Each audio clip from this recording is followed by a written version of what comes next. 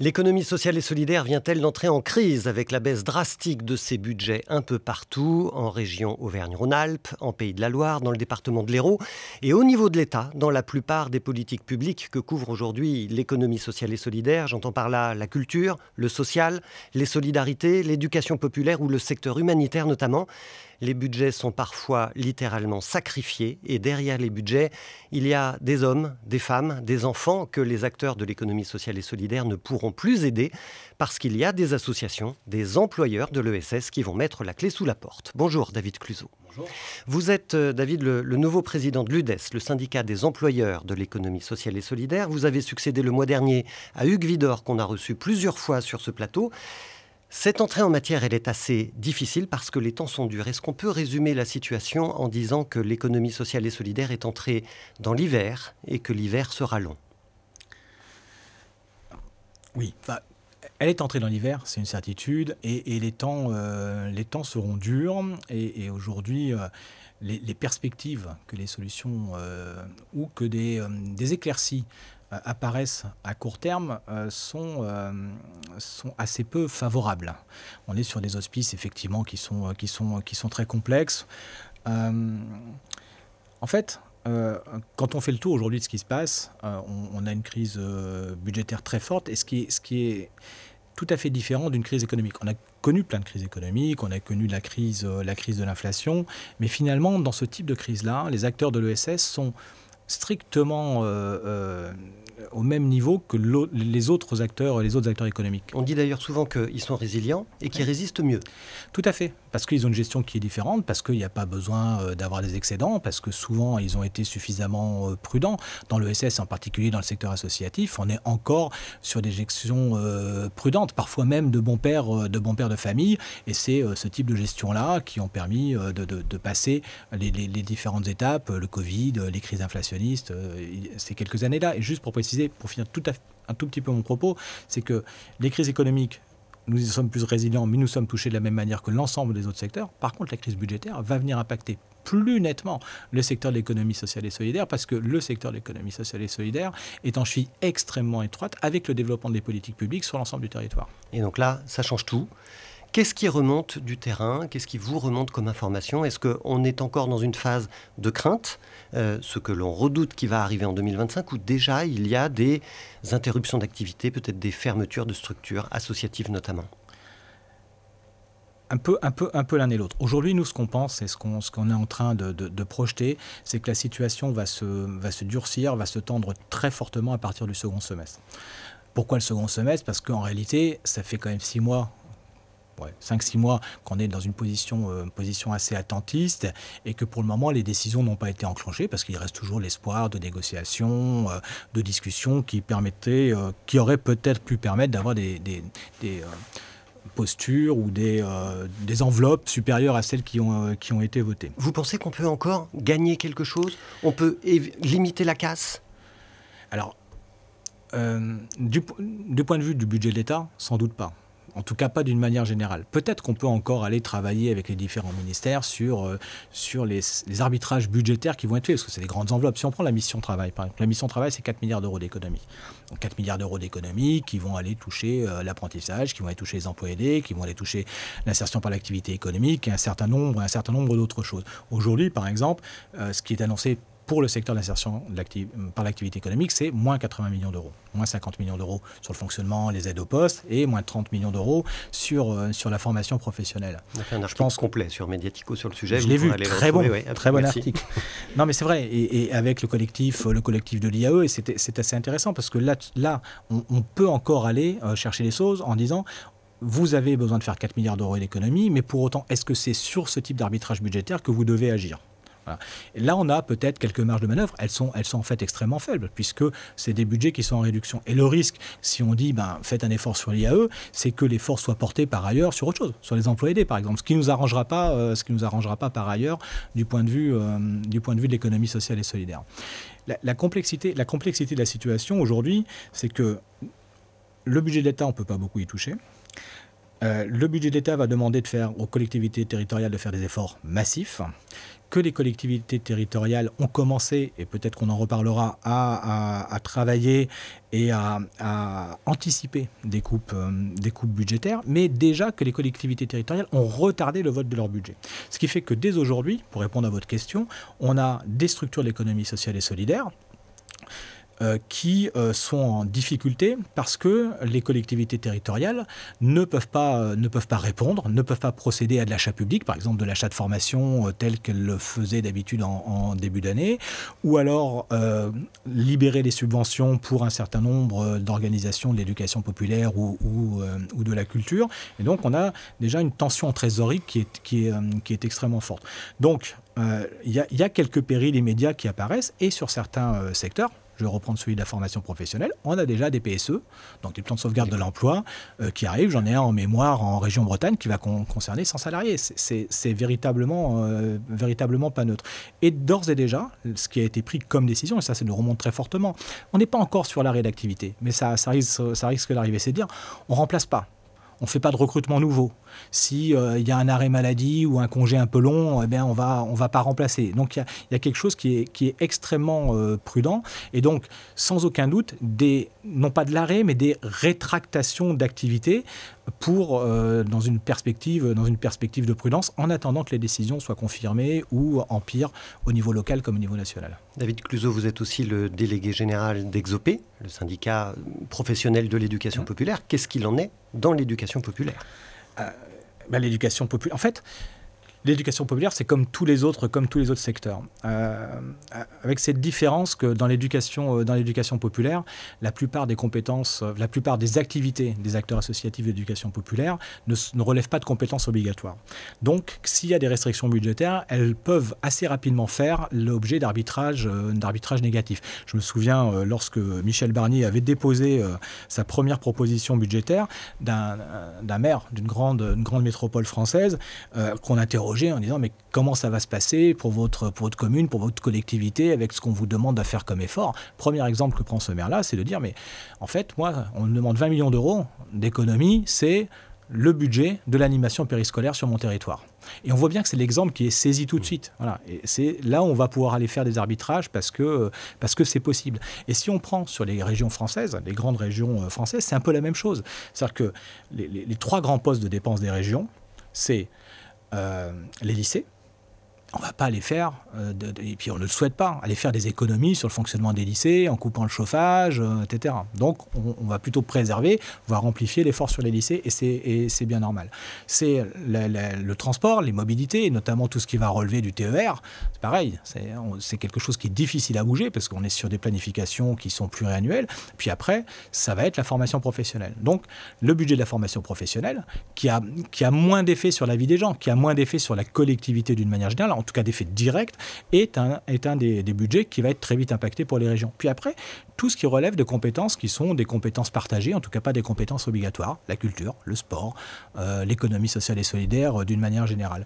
Et donc nous, quand on interroge à Exopé nos structures, donc on fait notre baromètre annuel, on a interrogé nos structures en fin d'année, les résultats sont tombés en tout début d'année, il y a 3-4 semaines maintenant. L'inquiétude... En fait, 2024, on résiste. Voilà. Finalement, on s'en sort plutôt pas mal. On est dans une année, je dirais, de fonctionnement ordinaire du secteur associatif, avec des difficultés, mais aussi des bonnes nouvelles. Mais pour 2025, les inquiétudes sont extrêmement fortes. Il y a des inquiétudes qui sont avérées, puis des situations qui nous inquiètent beaucoup. Par exemple, on sait qu'aujourd'hui, il y a 30% des associations qui n'ont pas plus de 3 mois de trésorerie. Alors, sans doute que dans un schéma économique normal, c'est peut-être pas catastrophique. Mais pour les associations, c'est un indicateur extrêmement fort de faiblesse. Parce qu'on est lié sur un rythme de dotation ou d'encaissement de fonds qui est lent et qui est particulier. 3 mois, parfois, ça peut être assez périlleux. Mais surtout, il y a un signal faible, c'est que potentiellement, 4% des structures qu'on a interrogées sont en train de nous dire qu'elles n'excluent pas d'être en situation de liquidation dans les mois qui viennent. Cet indicateur, qu'on interroge tous les ans, il a été multiplié par 4 en 2 ans. Donc on était à 1%, on est passé à 4%. C'est ça. Ça reste pas beaucoup, mais c'est x4 quand même. Donc il y a de l'inquiétude effectivement dans les structures. Alors revenons sur l'UDES, parce que votre prédécesseur Hugues Widor a adressé son dernier communiqué de presse mi-janvier, c'était juste après le discours de politique générale de François Bayrou, le Premier ministre. L'UDES appelait alors à des engagements forts du gouvernement pour l'économie sociale et solidaire. Un mois plus tard, quelle lecture faites-vous, David Cluzo, des choix budgétaires du gouvernement ? On dit maintenant que finalement, le budget qui a été adopté, donc présenté par le gouvernement de M. Bayrou, n'est pas plus favorable que celui qui a été proposé par Michel Barnier. La seule différence, c'est que François Bayrou a passé le cap de l'Assemblée, le gouvernement n'est pas tombé, donc maintenant on sait quel est le chemin. En fait, c'est la seule chose qui à la limite est positive dans cette histoire, c'est qu'on a un budget, donc on sait où on va, etc. Ce qui est négatif, c'est c'est un budget aujourd'hui pour l'économie sociale et solidaire qui est catastrophique. Il ne faudrait pas. Il y a une bonne nouvelle dans ce budget pour l'économie sociale et solidaire, c'est le budget spécifiquement attaché au ministère de l'économie sociale et solidaire qui est en augmentation et qui va permettre de mieux financer les grandes têtes de réseau de l'économie sociale et solidaire et des projets qui sont un peu structurants. Voilà. Ça, c'est plutôt une bonne nouvelle. Mais sauf que ce n'est pas l'essentiel des financements de l'économie sociale et solidaire. L'effort qu'on a demandé pour les collectivités territoriales, il était de 5 milliards, il est passé à 2 milliards et demi. Mais il est encore considérable. Et aujourd'hui, ce qui nous remonte, ça ne reste que des inquiétudes qui sont amplifiées par une espèce de mécanique ou de comportement, de posture, je ne sais pas comment l'expliquer, d'un certain nombre de collectivités, des régions par exemple, qui ont pris des décisions au moment de la discussion du budget Barnier, où à l'époque on leur demandait un effort considérable, le double, et donc ils ont resserré très fortement les vis. Aujourd'hui, le gouvernement Bayrou, en tout cas le budget qui a été voté, leur est un peu plus favorable, et pour autant, elles ne reviendront pas en arrière, a priori, sur les décisions qu'elles ont prises à l'époque. Et donc là, vous pensez à certains conseils régionaux, par exemple ? Oui. Pays de la Loire, Auvergne-Rhône-Alpes, parce que donc ces restrictions budgétaires ne concernent pas que l'État, effectivement. On a des départements, comme celui de l'Hérault, on a ces deux régions qu'on vient de citer, qui coupent drastiquement dans les budgets de l'ESS. Est-ce que vous estimez déjà un certain nombre de faillites possibles, même si vous avez dit tout à l'heure, on n'en est pas encore là, mais en réalité, vous faites des projections, des faillites possibles chez les associations employeuses, et puis peut-être du nombre d'emplois qui vont disparaître dans l'économie sociale et solidaire ? Il y aura des faillites. C'est une évidence et on va le constater dans les mois qui viennent. Ça ne va pas venir tout de suite. Là, parce qu'on se disait tout à l'heure, les associations sont résilientes et avant de se mettre en liquidation, elles vont aller épuiser jusqu'au le dernier euro qui est dans les caisses. De toute façon, au niveau national, les faillites remontent. Oui. On est à plus 17% là en rythme annuel, c'est les chiffres qui viennent de sortir. Donc, et ça va toucher aussi l'économie sociale et solidaire. On n'y échappera pas potentiellement. Je vous donnais le chiffre tout à l'heure pour le secteur d'éducation populaire qui est assez important. Dans le secteur qu'on a interrogé, c'est 25 000 entreprises, 25 000 associations employeuses. Vous disiez 4%, c'est pas beaucoup, certes. Multiplié par 4, mais 4% de 25 000, ça fait 1000. Donc sur un secteur d'éducation populaire, c'est 1000, on ne peut pas faire d'extrapolation, qui disent potentiellement on va être en liquidation judiciaire. Mais si on multiplie ça sur l'ensemble du secteur de l'économie sociale et solidaire, on voit bien qu'il y a une zone de tension qui n'a jamais existé jusqu'à maintenant. Et j'en prends pour illustration la prise de parole qu'a eue il n'y a pas très longtemps le président de Nexem, Alain Raoul, et qui le répète d'ailleurs, qui dit mais peut-être qu'on va constater pour la première fois des fermetures d'établissements sociaux et médico-sociaux. C'est vrai que ça n'arrive pas. On peut avoir des fermetures, mais parfois pour des raisons On sait qu'on a déjà des personnels en situation de crise. Oui. Ils ont trop de travail, en situation de burn-out. Enfin, ils sont malheureux dans leur travail, pour la plupart d'entre eux, dans le secteur médico-social. Et là, vous dites, il y a des établissements qui risquent de fermer. Oui, parce que les financements... Parce qu'on prend l'exemple tout à l'heure des régions. Quand on prend l'exemple de la région Pays de la Loire ou de la région Haut-Rhin, ce sont des véritables choix politiques, très assumés d'ailleurs. La présidente de Pays de la Loire, elle assume complètement les choix qu'elle fait de supprimer, ou en tout cas d'amputer de manière extrêmement large son soutien au secteur associatif, au secteur culturel, au secteur sportif, au secteur de la culture. C'est un choix vraiment, vraiment politique. Pour les départements qui financent ce secteur social et médico-social, c'est un tout petit peu différent quand même. C'est plutôt quelque chose qui est beaucoup plus contraint. C'est-à-dire qu'ils ils ont des compétences obligatoires extrêmement fortes. Ces compétences obligatoires extrêmement fortes, que ce soit sur la prise en charge des personnes en situation de handicap, l'aide sociale à l'enfance, les bénéficiaires du RSA, etc., etc., les collèges, enfin, on ne va pas toutes les citer, elles sont déjà plutôt mal financées dans le cadre des dotations de l'État. Ces mêmes départements qui ont perdu une capacité fiscale à pouvoir avoir de nouveaux revenus, eux, ils sont extrêmement contraints. Et il y a beaucoup de départements que je connais, alors, je ne connais pas celui de l'Hérault, j'en connais d'autres, où les choix sont faits véritablement par contrainte de faire des arbitrages qui sont en défaveur d'un certain nombre de secteurs de l'ESS pour pouvoir continuer à financer le mieux possible d'autres secteurs de l'ESS. On parlait du médico-social, c'est l'aide à domicile, c'est ce type de choses-là. Donc vous voyez, il n'y a pas de ligne et il n'y a pas de règles qui peuvent valoir pour l'ensemble du territoire et l'ensemble des collectivités territoriales. Quels sont les secteurs d'activité de l'économie sociale et solidaire qui, selon vous, vont être les premiers impactés? Les premiers impactés Très sincèrement, aujourd'hui, la culture va être très touchée, très fortement touchée et très vite. Sans doute aussi le secteur de la formation professionnelle va être impacté très fortement. Dans la formation professionnelle, il n'y a pas que de l'ESS, mais il y a beaucoup d'associations qui sont investies dans le champ de la formation professionnelle. Le sport. Je pense que sur le sport, ça risque aussi d'être assez compliqué. Voilà. Partie des secteurs qui vont être très vite en turbulence. Globalement, l'éducation populaire, la culture, je l'ai cité. Il y en a d'autres qui vont être, je dis pas plus préservés, mais parce qu'ils rentrent dans des champs qui sont d'intérêt général reconnus comme tels, qui font l'objet de compétences obligatoires dont doivent se saisir les collectivités territoriales, qui par nature sont un peu plus épargnées que les autres, mais ils vont souffrir aussi. Et ça représente, selon vous, combien d'emplois menacés au moment de l'examen du budget Barnier, qui donc n'a pas été voté puisque le gouvernement Barnier est tombé, on parlait de 186 000 emplois menacés dans l'économie sociale et solidaire. Est-ce que ce chiffre vaut toujours ou est-ce que non, il y a un budget différent et les chiffres ont changé? On s'est posé la question. On s'est dit, on a regardé le budget Bayrou et on s'est dit, mais est-ce que véritablement le chiffre de 186 000 qu'on avait calculé à l'époque, on doit le réviser ou on doit le remettre en cause? Déjà, le chiffre de 186 000, c'était le danger, le risque total par rapport à ce qu'on avait estimé comme enveloppe budgétaire qui allait manquer au secteur de l'économie sociale et solidaire. Aujourd'hui, on se dit que ces 186 000-là, on ne peut pas ne pas dire qu'ils ne sont pas toujours existants. Pour quelle raison?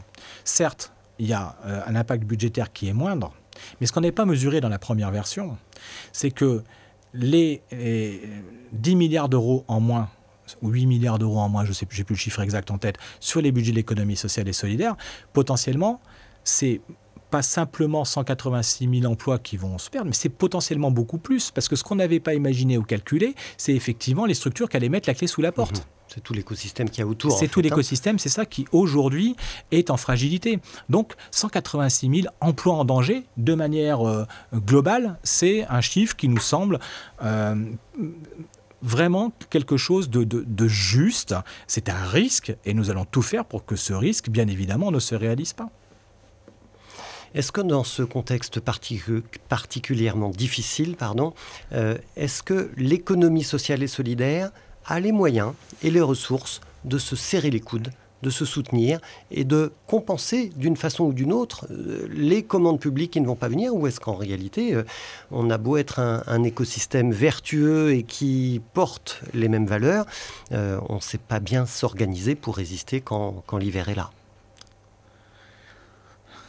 Nous demander de faire les pingouins, de se rapprocher pour avoir chaud pendant l'hiver. Les structures de l'ESS, ce sont des acteurs économiques, des entreprises comme les autres.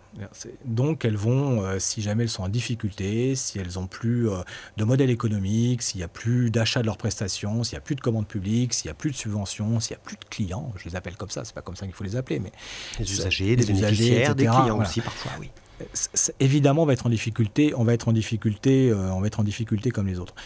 Aujourd'hui, notre responsabilité, si on veut passer ça, c'est notre capacité à réagir, à être agile. Donc, ce que font aujourd'hui, mais de manière très pleine de bon sens, un certain nombre de structures.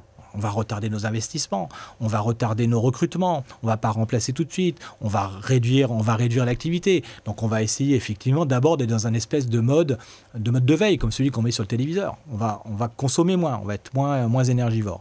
Et après, je crois aussi beaucoup effectivement aux solidarités qui peuvent s'organiser entre associations, entre secteurs, et la capacité à inventer en disant on va se donner des coups de main à un moment donné, on va essayer de faire des choses, on va mutualiser de l'intelligence, on va mutualiser des ressources, on va mutualiser des fonctions. Et ça, c'est le rôle d'un syndicat comme le vôtre ? En tout cas, nous, c'est le rôle de proposer des solutions, de mettre en œuvre des pratiques inspirantes, de dire qu'il y a des choses qui se passent sur certains territoires et d'arriver à les mettre en avant, mais aussi de dire parfois qu'à certains niveaux de territoire, je suis certain qu'il y aura des soutiens de collectivités, malgré tout, jusqu'au bout, autant qu'on faire se peut.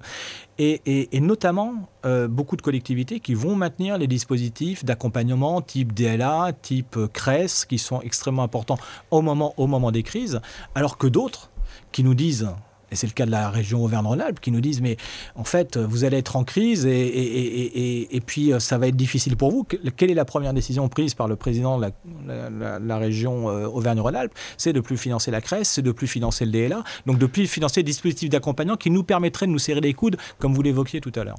Donc la CRES, c'est la chambre régionale de l'économie sociale et solidaire, c'est l'équivalent d'une chambre de commerce et d'industrie pour l'ESS. Le DLA, c'est le dispositif local d'accompagnement qui permet aux associations de se former, de réfléchir à la réinvention de leur modèle économique et de progresser et de se développer. France Active, en particulier, a vu tous ses budgets aussi en Auvergne-Rhône-Alpes complètement coupés. Et donc, ils ne peuvent plus eux-mêmes financer, parce qu'ils accordent des prêts aux acteurs de l'ESS et des formations. L'UDES, dans ce genre de contexte-là, comment réagit un syndicat comme l'UDES, qui a d'ailleurs une antenne en Auvergne-Rhône-Alpes ? On se mobilise très fortement et on le fait avec la Chambre régionale de l'économie sociale et solidaire Auvergne-Rhône-Alpes en disant d'abord d'essayer d'expliquer et de démontrer en quoi cette décision, elle est absurde jusqu'au bout. C'est comme si on disait que le secteur de l'artisanat est en grande difficulté et qu'on supprime les chambres des métiers et de l'artisanat, les CMA. Ce serait d'un ridicule absolu. Alors, dans les décisions qui ont été prises dans ce conseil régional d'Auvergne-Rhône-Alpes, il y a notamment la suppression de la plateforme d'offres d'emploi qui s'appelle Ambition ESS. Et à un moment où les jeunes, et pas que les jeunes, cherchent du sens au travail, à un moment où le chômage remonte, où on sait qu'il y a un vivier d'emploi disponible dans l'économie sociale et solidaire, cette région-là supprime cette plateforme liée à l'emploi. Quels sont les besoins en emploi au niveau national, David Cluzot ? On sait, il y a une espèce de besoin constant d'emploi dans l'ESS qui doit être aux alentours de 100 000 personnes annuelles, de recrutement, etc. On sait aussi... Tous les ans, l'ESS recrute à peu près 100 000 personnes. Oui, parce qu'entre les départs, les nouveautés, etc. Et c'est aussi le secteur de l'économie sociale et solidaire, c'est ce que nous dit le dernier baromètre de SS France, la dernière enquête emploi, c'est un des secteurs en France qui crée de l'emploi net. L'année dernière, c'est 1% de progression d'emploi, donc plus 100 000 emplois, pour le coup, sur l'ensemble du secteur de l'économie sociale et solidaire, réparti entre les coopératives, les fondations, les mutuelles et les associations sur l'ensemble des familles. Donc c'est un secteur qui crée de l'emploi, toujours, parce qu'il y a plus de besoins. Et puis effectivement, aujourd'hui, c'est un secteur qui attire les jeunes, ou les moins jeunes d'ailleurs, parce qu'il y a du sens, on a envie de faire quelque chose. Et c'est un secteur où il va y avoir beaucoup de départs en retraite aussi. Oui. Donc là, il y a un gros potentiel de recrutement. Il y a un gros potentiel, oui. Dans les années à venir, je vais prendre l'exemple juste de l'aide à domicile. D'ici 2030, c'est 300 000 postes. Voilà. Alors, David Cluzot, est-ce que vous avez rencontré la ministre du Travail ? Pas encore. On devait la rencontrer au mois de décembre et il se trouve que les incertitudes politiques, il y a pas la dissolution, la censure du gouvernement et donc le rendez-vous a été reporté à ce moment-là et nous la rencontrons demain. Voilà. Est-ce que vous avez bon espoir d'être correctement entendu au regard des valeurs et du secteur que vous représentez ? Bien, je le souhaite. Quand la ministre du Travail était députée, elle a coprésidé le groupe ESS, d'études ESS de l'Assemblée nationale. Donc je pense qu'elle doit avoir, pour l'avoir fait, une sensibilité particulière à l'économie sociale et solidaire. J'imagine qu'elle nous connaît et que donc on va pouvoir avoir un dialogue constructif assez rapide avec elle pour lui exposer tout ce qu'on vient de se dire et les enjeux qui sont les nôtres. Elle vous connaît, elle vous reçoit, c'est déjà une bonne chose. Vous avez demandé à être reçu sur un autre dossier qui est celui des retraites. la négociation avec l'ensemble des syndicats patronaux et syndicats de salariés va s'ouvrir. Vous avez demandé à être reçu par le gouvernement. Est-ce que vous ferez partie des négociations? Est-ce que vous êtes invité à la table des négociations? Alors, on participera aux négociations d'une manière ou d'une autre. Aujourd'hui, Donc vous n'êtes pas invité? Bravo. Non, nous ne sommes pas invités à la table principale des négociations. Par contre, nous avons eu la certitude, et je crois qu'il n'y a pas de sujet là-dessus, que nous serons consultés dans des sphères, etc. Mais ça ne nous suffit pas. Il faut être très clair. Voilà, je veux dire, aujourd'hui, ça ne nous suffit pas. L'UDES, depuis des années, est invité aux conférences sociales. Donc, il n'y a pas de raison qu'on ne soit pas invité à cette conférence sociale-là si on considère que c'est une conférence sociale. Et c'est ce qui est annoncé. Donc, on doit être à la table de la conférence sociale. Par ailleurs, on souligne c'est assez incompréhensible, ce paradoxe pour nous, que l'UDES, qui représente 220 000 entreprises, 2 700 000 salariés, ne soit pas à la table des négociations de l'UDES. On est très fortement concernés, ne serait-ce que ça, parce qu'on est des salariés, on est des employeurs, puis on a des choses à dire. Donc, on va continuer à le dire, et on va poser la question demain et le rappeler à la ministre du Travail, d'autant que la FNSEA est à la table des négociations directement dans le premier cercle, si on peut l'appeler de cette manière-là. La FNSEA représente l'agriculture, c'est complètement légitime. C'est une organisation multiprofessionnelle au même titre que l'UDES, et l'UDES étant elle-même complètement légitime parce qu'elle représente une part significative de l'économie en France. Comment vous expliquez que vous ne soyez pas invité, que vous ne soyez pas reconnu? Parce que finalement, c'est une question de reconnaissance de l'économie sociale et solidaire qui se pose là. En fait, on ne se l'explique pas. Pour être très sincère, on ne se l'explique pas. C'est pour ça qu'on le demande et on aimerait bien avoir une explication. On peut nous en donner plein. Vous ne faites pas partie du corps, ok, mais d'autres non plus. Mais vous avez raison. C'est pour nous un enjeu, au nord du fait d'y être, c'est de continuer, et on voit bien qu'on a encore du chemin à parcourir, à une reconnaissance pleine et entière d'économie sociale et solidaire dans toute la sphère sociale. Quelles seraient les propositions que vous pourriez faire à l'occasion de ces négociations sur les retraites? C'est l'autre raison pour laquelle une des autres raisons pour laquelle il est important que nous puissions y être, parce que nous sommes une organisation patronale et nous avons sans doute une voix et des propositions qui sont un petit peu différentes de celles des grandes organisations que tout le monde connaît, le MEDEF, la CPME ou l'UDP. Parce que par exemple, l'UDES affirme très clairement son opposition à la capitalisation. Nous ne le souhaitons pas. Nous pensons aujourd'hui que la question ne se pose pas de cette manière-là. Pourquoi ? Parce que alors je vais le dire autrement. On est très attaché au fait que le socle d'une retraite de bon niveau, pour tout le monde, pour chacun et chacune, soit assuré par la solidarité nationale. Donc assis aujourd'hui sur les cotisations sociales, on sait aussi qu'il y a un problème de financement.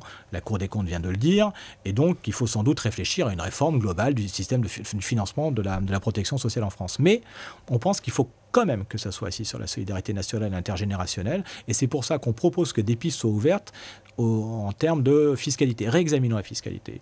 Peut-être la TVA sociale, on n'en sait pas, tout en présageant les plus démunis ou les plus fragiles d'entre nous. En tous les cas, vous avez une voix singulière à porter sur le dossier des retraites. On a envie de la porter. La capitalisation est injuste. Et en plus, ces exemples aujourd'hui qui sont pris par certains de mes collègues dans les autres organisations ne sont pas obligatoirement les bons.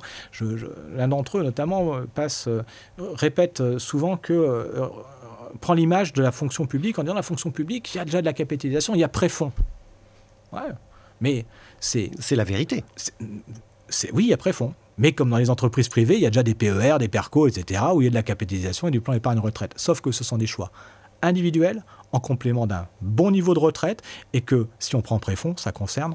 Il y a 370 000 personnes qui sont, à peu près, qui ont choisi de cotiser à préfonds. Mais c'est une initiative individuelle. Ça, c'est parfait.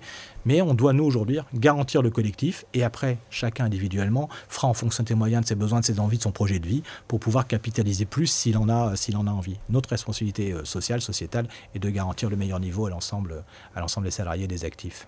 Encore une question sur les retraites. François Bayrou dit 55 milliards de déficit sur le système de retraite global. Le Conseil d'orientation des retraites dit 15 milliards de déficit seulement. Donc ils ne sont pas du tout d'accord sur le même chiffre. Et la Cour des comptes vient d'examiner les options et le rapport du corps et dit oui, c'est bien 15 milliards. Ouais. Qu'est-ce que ça veut dire? François Bayrou est en train d'essayer de tirer la couverture à lui, d'orienter une politique budgétaire particulière. Comment vous regardez cet écart des chiffres? C'est quand même un écart de 1 à plus de 3. quand même, de 15 à 55 milliards. Je ne suis pas dans la tête de François Bayrou, mais on peut imaginer qu'il a sorti ce chiffre en disant il y a une vraie urgence. Et en même temps, le Premier ministre a aussi dit écoutez, on va demander un rapport à la Cour des comptes et ce sera sur ces chiffres-là qu'il faudra s'appuyer pour pouvoir débattre. Ce que dit tout le monde, c'est que clairement, alors avec plus ou moins de degrés, plus ou moins d'ampleur, il y a une question du financement des retraites à plus ou moins long terme. Je crois que la Cour des comptes dit qu'en 2045, on sera à 45 milliards de déficit par an. Ce n'est pas du cumulé, bien évidemment. Si rien n'est fait. Si rien n'est fait. Donc, on doit agir... Si on ne réforme pas la fiscalité, par exemple. La fiscalité, mais il y a plein d'autres choses sur lesquelles on peut réfléchir. Nous, par exemple, sur la question de l'âge, on pense qu'il ne faut pas la poser de cette manière-là. On se dit qu'il faut travailler sur la question de la durée des cotisations et surtout après sur des adaptations, des rythmes qui vont mieux prendre en compte les différents parcours professionnels, les différents parcours personnels. Donc c'est un peu la question de la pénibilité, mais sans doute à analyser un petit peu plus finement. Et puis, on a une responsabilité forte aussi si on travaille sur la réforme des retraites pour corriger les inégalités entre les femmes et les hommes. Parce que il y a déjà des inégalités dans la vie professionnelle, mais ces inégalités s'accroissent au moment de la retraite pour les femmes et pour les hommes. Et là, pour l'ESS, c'est absolument essentiel. Les métiers sont féminisés à hauteur de 66% dans l'économie sociale et solidaire. Donc on a envie d'aller dire des choses aussi sur ce type de sujet-là. C'est pour ça qu'il est important qu'on soit à la table des négociations, parce qu'autrement, la voix que nous représentons de 220 000 entreprises, elle ne sera pas entendue. Les mois qui viennent vont donc être durs pour l'économie sociale et solidaire. Benoît Hamon, qui est le président d'ESS France, a demandé à la ministre en charge de l'ESS, Véronique Louwagie, que le gouvernement mette en place une cellule de veille nationale pour suivre la situation économique des structures de l'ESS. L'UDES, donc vous, est membre d'ESS France. Est-ce que vous avez l'espoir d'être entendu sur la mise en place de cette cellule de veille nationale ? On a l'espoir. On s'est associé Nous sommes membres du bureau de SS France, donc nous sommes partie prenante de cette demande, bien évidemment. Non seulement on a l'espoir, mais surtout on va rappeler, quand on la rencontrera à nouveau, ou quand on rencontrera ses équipes, à la ministre de l'ESS, que c'est une nécessité absolue. Il va falloir qu'on veille la situation de l'ESS comme le lait sur le feu. On n'en voit aujourd'hui que les prémices, que des alertes. Ces alertes-là, elles vont se transformer dans des réalités de terrain qui peuvent être terribles, potentiellement des plans sociaux à bas bruit, parce que les structures associatives, les structures de l'ESS de manière générale sont souvent très petites et on ne voit pas bien ce qui se passe, c'est un peu microscopique. Et au niveau macro, ça disparaît un peu. Donc la cellule de veille, elle est absolument essentielle. Elle est essentielle pour ça, mais elle est essentielle aussi pour que on est bien en tête et en vigilance le maillon économique que représente l'économie sociale et solidaire sur l'ensemble de notre territoire, maillon économique à la fois en tant que créateur de richesse sur des territoires, ça c'est une évidence, mais c'est aussi maillon de la chaîne économique, parce qu'on rend des services qui sont utiles à l'ensemble de l'économie. Et ça, il ne faut jamais l'oublier, donc cette cellule de veille, elle est essentielle, et nous le rappellerons, jusqu'à ce que nous l'obtenions, à la ministre de l'ESS. Et on peut dire aussi que ESS France demande de longue date un outil statistique à l'INSEE qui permette de recenser toutes les données utiles à la mesure de ce que représente l'économie sociale et solidaire. David Cluzo, vous prenez donc la tête de l'UDES dans un contexte très difficile. Quelle va être votre feuille de route ? Vous venez d'arriver, vous venez de prendre la tête de l'UDES. Comment vous vous projetez ? D'abord, on se projette, c'est pas moi qui me projette, je me projette avec un collectif et un collectif qui est au travail, puisqu'on a remis sur l'atelier la rédaction, la réflexion sur notre futur projet stratégique. Donc on y bosse là véritablement et on reviendra vous dire ça dans quelques mois. Ceci étant dit, quand même, on a déjà tracer des choses. En tout cas, j'ai proposé des choses au conseil d'administration de l'Union, et notamment avec quelques enjeux qui sont forts pour nous. On en parlait un petit peu tout à l'heure. On a, nous, le sujet d'être mieux reconnu, plus lisible, plus visible, plus représentatif. On est représentatif. Il faut encore qu'on assoie cette représentativité. Ça passe par une reconnaissance des acteurs publics au niveau gouvernemental, mais aussi au niveau local. Donc là, on a encore des échelons à franchir. Ça passe aussi sur notre capacité à réunir encore plus les acteurs de l'ESS que nous le faisons déjà. On y est beaucoup, mais on n'a pas encore toute la famille. Donc on a ce travail-là à aller faire. On a aussi des enjeux très forts pour complètement articuler, et depuis quelques mois, quelques années maintenant, ça se construit, la représentation nationale de l'ESS avec ESS France, puisqu'elle est bicéphale, alors, cette représentation nationale de l'ESS, ESS France d'un côté, l'UDES de l'autre. On construit maintenant beaucoup plus encore les choses ensemble. On a encore des efforts à faire de cette manière-là. Ça, c'est notre pied économie sociale et solidaire. Puis après, on a notre pied organisation patronale, donc où on a des enjeux. Celui de notre envie un peu utopique, mais qui est quand même notre horizon ultime, de rejoindre la grande famille de l'Interpro, avec le MEDEF, la CPME et le 2P, et finalement d'être traités au même niveau qu'elles le sont, parce que nous sommes aussi représentatifs et légitimes. Là, les enjeux sont très forts. Mais à minima, en attendant d'attendre ce chemin, d'avoir des attributs supplémentaires, d'être mieux représentés dans les conseils, par exemple, d'administration des organismes de protection sociale, à la CNAF, la CNAV, voilà, ça c'est aussi important. Mais par ailleurs, d'avoir un dialogue très construit, très constructif et un peu permanent, renforcé sans doute avec le MEDEF, la CPME et l'UDP, parce qu'on partage ensemble des enjeux qui sont des enjeux d'employeurs et des enjeux patronaux. Vous voyez, on a beaucoup de choses à faire. Il y a du pain sur la planche. Oui. Eh bien, on vous souhaite tout ça, David Cluzel. Merci beaucoup d'être venu sur le plateau de Mediatico et de l'émission ESS On Air. Si vous avez aimé cette émission, bien sûr, eh bien, vous nous le dites, vous vous abonnez sur notre chaîne. Vous pouvez cliquer sur la cloche aussi pour être alerté de nos prochaines émissions. Merci à Impact Production pour les moyens techniques. Merci à vous, nos fidèles lecteurs. Et puis, vous pouvez bien sûr vous abonner à la newsletter sur mediatico.fr, le média qui place l'économie sociale et solidaire au cœur de l'actualité.